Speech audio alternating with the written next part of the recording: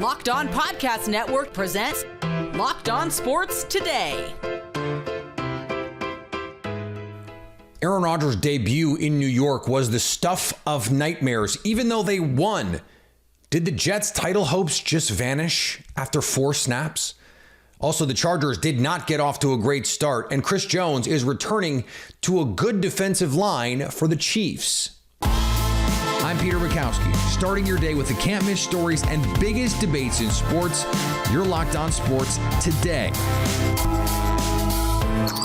Searching all major sports. Found. Let's start with the biggest story. On the night when Aaron Rodgers makes his New York Jets debut and then exits with what looked like a bad ankle injury, it was a rookie who ends up being the talk of the night. Xavier Gipson, punt return touchdown in overtime to give the Jets a stunning 22-16 win. Okay, the real story is Aaron Rodgers, but the story of the game was the rookie and the game-winning punt return. John Butchko from Locked On Jets joins me now. And John, we'll get to the game part of this in a second because it is important. The Jets needed to get a game like this, especially if Aaron Rodgers is going to miss time. But when Aaron Rodgers goes down and gets helped off the field and then goes into the blue tent and then gets carted off the field, Jets fans are thinking what? How could this be happening again? How can nothing ever go right for this franchise? I mean, you've seen this team the last decade. You've seen this team the last 50 years. Nothing ever goes right for this franchise. And finally, you kind of let your guard down. You think everything's going to be okay. Things are finally going to go right. A Hall of Fame quarterback. It's like 4 plays and he's gone. And you're thinking, I can't believe this has happened again. And it's like it's 1999 all over again when the Jets had a team that you thought were going to contend for the Super Bowl. And Vinny Testaverde goes down and he's gone for the season. And I saw the look on Rodgers' face. I saw Robert Saleh. I saw the team's reaction. I mean, it was just a devastating thing. The crowd was so electric at the start of the game. And you could hear a pin drop in MetLife Stadium afterwards. You're just thinking nothing can ever go right for this franchise. And so that actually, I think, can be instructive for us because they come back and they win this game. And Zach Wilson plays a big part in that. Garrett Wilson probably plays a bigger part in that, right? He makes the incredible play to get them in position to win this game. And then, Josh Allen forces overtime. But let's say it's not a season ender for Aaron Rodgers. And we don't know, as we record this late on Sunday night, what the severity of that injury is. There was a report he's going to get an MRI on Monday, but the Jets say X-rays are negative, not broken with what they're calling an ankle injury. We could be looking back on this, right? And say this was actually a moment that this team came together going, hey, we can win without Aaron Rodgers. Wait till we get Aaron Rodgers. We're going to be unstoppable. Yeah, I mean, tangibly, it's an important win because it's against your biggest competition. So you bank a win in division. Head-to-head could come into play if there's a tie. You get a win against Buffalo. So there's the tangible point of this, but there's the intangible point you just laid out, which is this team. This may be the guttiest win I've ever seen the Jets have, and I've been watching the Jets for 3 decades. I mean, I thought this team was. I think if any Jets fan told you they thought they were winning this game when Aaron Rodgers went down, they were lying. I think if any Jets fan told you they thought they were winning this game after Zach Wilson threw that interception in the second quarter, they were lying to you. And they just somehow found a way. And I think one other key thing that could get swept under the rug in this is Breece Hall looked great. And that was one of the lingering questions heading into the season. Breece Hall's coming off a serious knee injury. I think everybody expected at some point, again, he would look like the player who was so dominant the first half of last season. The question is, would it be early this season? Would it be late this season? Would it be next year? Because sometimes it takes more than a year to get, even when you're healthy enough to play, it takes to really be himself 100%. And the first play of the night, he rips off a 26-yard run, and then he rips off an 83-yard run. He looks like himself. And something that came to mind is last year the Jets were not getting a lot out of their quarterback position, but in the early part of the season they were winning games because Breece Hall was giving them enough offense. So, listen, you hope Aaron Rodgers is healthy, and this season gets a lot tougher if he's not there. But there is a formula for the Jets to win games as they're currently constructed right now because they kind of followed that formula in this game. It was a great defensive performance, forcing turnovers, which is something they did not do all that well last year. And Breece Hall looking great on the ground. So, you hope Aaron Rodgers is okay because, listen, this season could be something special if Aaron Rodgers is there. If he's not, though, the season's not over. And this game kind of shows you that there is a path for the Jets to win games as they're constructed, even if they don't have Aaron Rodgers. Quickly, John, if it is the worst case scenario and he is going to miss Aaron Rodgers the whole season, do you have to pick up the phone, given what has been invested in this season, and see if you can get a veteran call, see if you can Jameis Winston come play? Does Tom Brady want to come out of retirement and relinquish his stake in the Raiders? Do you have to consider that? I think all options have to be on the table. Now, Zach Wilson made some plays in the fourth quarter, but there were some shaky moments early in the game. And I think more, as much as anything, even if you do believe Zach Wilson's the quarterback, now Tim Boyle is your backup. And I don't think you want to be one hit away from Tim Boyle being your backup quarterback. So I think there will be some activity required, but I'll knock on wood. And as you said, as we're recording this, we don't know what's happening with Aaron Rodgers. So you just hope it's not the worst case scenario. Stay up to date all year on the New York Jets by subscribing to Locked On Sports today and Locked On Jets on your favorite podcast app and on YouTube. Thanks for making Locked On Sports today your first listen. Coming up, the Chargers can't afford too many games like their first one this year. Before we get to why, the Ravens have their replacement ready for JK Dobbins. Get into the NFL season like never before with amazing offers from FanDuel, America's #1 sportsbook. Right now, new customers can bet $5 and get $200 in bonus bets guaranteed. Plus, all customers who bet $5 will get $100 off NFL Sunday Ticket from YouTube and YouTube TV. Now is the best time to join FanDuel. The app is easy to use, and you can bet on everything from spreads to player props and more. After the first week of games, Tua Tagovailoa is one of the favorites to win the NFL MVP. FanDuel has his odds 6-1. He's tied with Patrick Mahomes at 6-1. Josh Allen is next at 8-1, and those are getting much longer after what we saw on Monday night. My goodness. Well, Justin Herbert and Joe Burrow sit at 9-1. Christian McCaffrey, first position player on the list, he's 75-1. Actually, not a bad bet. You can also combine bets within the same game to make even more money. Same game parlays are a great way to enjoy any game. So visit FanDuel.com/lockedon and kick off the NFL season with an offer you won't want to miss. FanDuel, official partner of the NFL. A day after the Baltimore Ravens lost running back JK Dobbins to a season-ending Achilles injury, Coach John Harbaugh said Monday that the team will not look to add a running back outside the organization and will use a committee in the backfield going forward. No, I think that we're good. I like the guys we got. Melvin is going to, he's here for a reason, and certainly didn't expect it to be this quick. But I wouldn't have put it in those terms before. And so why would I answer the question in those terms after? We've got backs. We play our backs. They all play. They play well. We love our backs. We love all of our guys. And, it's just nowadays NFL is a lot of guys have to play. I think that's pretty clear, and you roll guys, you play personnel groups. There's a lot of strategy to it. And every single guy on your roster has got to be able to win for you as a starter, And so I pretty much consider all the guys starters, really. If just being truthful about it, they all have to be able to play that well. They're on the team for a reason. The Pittsburgh Steelers will be without one of their defensive captains who is a driving force on their defensive line. Cameron Hayward suffered a groin injury in the first half of the season-opening loss to the San Francisco 49ers. A decision on whether Hayward will undergo surgery hasn't yet been made, and they're waiting on a second opinion coming Tuesday. Hayward appeared to injure his groin rushing quarterback Brock Purdy in the first quarter Sunday. Little deja vu for the Steelers, who lost TJ Watt for much of last season in the first game to a torn pec. Suspended Michigan State head football coach Mel Tucker adamantly denied claims that he sexually harassed Brenda Tracy, a sexual assault awareness speaker, in a statement Monday. Speaking through his attorney, Tucker said he developed an intimate adult relationship with Tracy and that her claims that he harassed her are completely false. He said an upcoming hearing to assess whether he violated university policy is, quote, ridiculously flawed and not designed to arrive at the truth. On the diamond, the Brewers trounced the Marlins. Hi, everybody. Chuck Freeman from the Locked On Brewers anchor desk, where the Brewers came back with a vengeance on Monday and destroyed the Miami Marlins 12-0. And Josh Donaldson called up, put in the lineup right away, and that's what Counsell likes to do. When somebody gets called up or gets traded to the team, he likes to put them in the lineup right away. No waiting around on the bench, and Donaldson contributed with an RBI base hit. and look fine over at third base. Some interesting comments from Counsell regarding moving forward.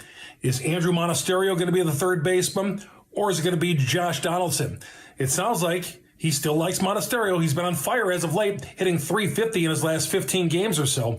But we'll talk more about this coming up on Locked On Brewers. Brandon Woodruff, a complete game shutout. You don't see those too often. Woody gets some offensive support. We'll talk about all this coming up on Locked On Brewers a little bit later on tonight, everybody. It was the most exciting game of the weekend. A 36-34 barn burner between the Chargers and the Dolphins. But if you're an LA fan, you're probably going, you know what I would take? A really boring, easy win where we don't have to worry about what's going on late in the fourth quarter. But that's just not life for Chargers fans right now. David Drogemeyer from Locked On Chargers joins me now. And David, this LA team with new offensive coordinator Kellen Moore put up a historic offensive performance. The run game was unbelievable, 234 yards on the ground, but they could not get a single solitary stop against Tua and this Miami Dolphins offense. So with all of the changes that were made in the offseason and all the changes that they needed to make, what is the biggest takeaway for you coming out of this game? Yeah, I mean, on the offensive side, I mean, wow, the running game, that was fantastic. I don't think we were expecting that. I think we saw those changes in the preseason, and they racked up some pretty crazy rushing numbers, and we wanted to see if that was going to translate, and it absolutely did. I mean, Austin Eckler goes over 100. Josh Kelly gets almost 100 as well. So, I mean, they had a fantastic rushing performance, but on defense, that was atrocious. I mean, they could not buy a stop. They just could not do anything. Tua was having his way. They had no pass rush of any kind. They, for some reason, allowed Tyreek Hill to be in man coverage in 20 snaps, which I do not understand for the life of me. That should never happen. I mean, that guy is the one dude you cannot let beat you. I mean, you need to double team him every single time. Make anyone else on that offense beat you. The Chargers were not able to do that. They did not have any answers. And obviously, after game one and having a performance like that, the sky is falling. Everybody is viscerally reacting to that performance, which I understand to a degree, but also it's game one. I mean, things will get better. They will change. You're not going to go up against a better, receiving tandem as far as speed is concerned the rest of the season. You look at this Chargers defense, though, high picks at premium positions. Derwin James is supposed to be a star, first-round pick. You have Joey Bosa, who's a superstar. Khalil Mack, later in his career, but still a star player. Asante Samuel Jr., Kenneth Murray, a former high pick. Like, they've invested in this defense. They go out and get Eric Kendricks at the linebacker spot this offseason. And Brandon Staley comes to L.A. having made his bones in the other L.A. as a defensive genius, and they can't get stops still. So where do they go from here? Yeah, well, fortunately, their upcoming matchup is going to be a little more forgiving against the pass, going up against the Tennessee Titans and Ryan Tannehill, who threw 3 interceptions and also didn't particularly run the ball very well either. So, I mean, I think this is a potential to kind of get right a little bit on the defensive side, to kind of wake up those pass rushers. Anytime you get a sack, it's always going to give you some more confidence and really just kind of lets you relax a little bit. I mean, you always want to get that first, whether it's your first touchdown on offense or it's your first sack or your first interception on defense. That seems to kind of calm things down a little bit. And that's the only thing that you can do. You have to flush this performance. It was absolutely terrible. You got to learn from it, but you have to make sure that you go into this game with a fresh mindset going up against a new opponent, because every single week it takes on a life of its own. It's a new game, and you have to come in it and approach it in that fashion. So if you're the Chargers now, we talked about the running game, but Justin Herbert, it's not like they lit up the scoreboard through the air. They didn't need to in this game. 34 points. It's hard to complain about the offense, but Justin Herbert still only averaged about 7 yards per attempt. You didn't get much out of Mike Williams. Quentin Johnson was mostly a non-factor in this game. What do they need to do to get this passing game going? Because if they're going to be in these shootouts, you're going to need those guys with Justin Herbert, who we barely talked about in this segment, mostly because I don't have any questions about Justin Herbert. So what do they do now? Well, I think that game plan was more specific to the Miami Dolphins, and knowing you're going up against the Vic Fangio defense, who's going to try to put that roof over the coverage and not allow those explosive plays. They knew that they were going to run into lighter boxes, and which, by the way, the Chargers did too, and still could not stop creating explosive plays. So yeah, they stopped the run. They stopped the run pretty effectively, but it doesn't matter if you give up almost 500 yards passing if you stop the run. In that situation, you got to be able to do both. But I'm not necessarily concerned about that. I'm not concerned about the passing offense because that wasn't the game plan. I think going up against the Tennessee Titans, it's going to be a lot different. You're going to see a lot more explosive plays. You're going to see a game plan that's tailored to beating the Tennessee Titans. And I think there's going to be a lot more opportunities to throw the ball down the field and utilize Keenan Allen and utilize Mike Williams and all the other, amazing weapons that the Chargers have at their disposal. I think you got to be able to beat the team that you're going up against on any given Sunday. And I think the Chargers have the offense to do that. Stay up to date all year on the LA Chargers by subscribing to Locked On Sports Today and Locked On Chargers on your favorite podcast app and on YouTube. Coming up, Chris Jones has returned to the fold for the Chiefs as they look to bounce back from a Week 1 loss. Chris Jones was not on the field for the Chiefs' opening night loss to the Lions. He'll be back on the field for them in Week 2, though. Locked On Chiefs host Chris Clark and Ryan Tracy believe the Chiefs' defensive line was already showing promise and now is complete. But him being motivated, I think, is the bigger takeaway for the team. Because I was really happy. I was really, really happy with the way the young guys played the other night and at least put up a fight.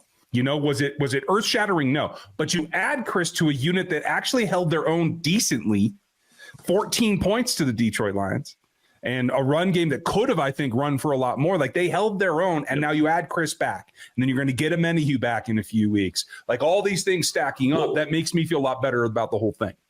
No, and I think it's a good thing. It's a great reason to feel good about the whole thing. And I think that you also have to look at it from the aspect of, you're absolutely right. I mean, the defense played above what you would expect against the Detroit Lions without Chris Jones.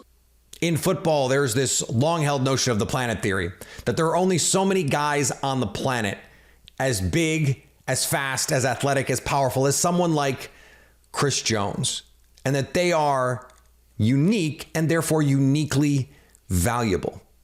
And one of the reasons is, like a planet, they have gravity. They can become force multipliers. So getting Chris Jones back is great, but so is all the gravity he can create. You have to double Chris Jones, which means someone like George Karlaftis, you're going to have to single him up, block him one-on-one. It makes life easier for everyone else. And when you played well, and this front did play well against the Lions, now you have the force multiplier in the mix.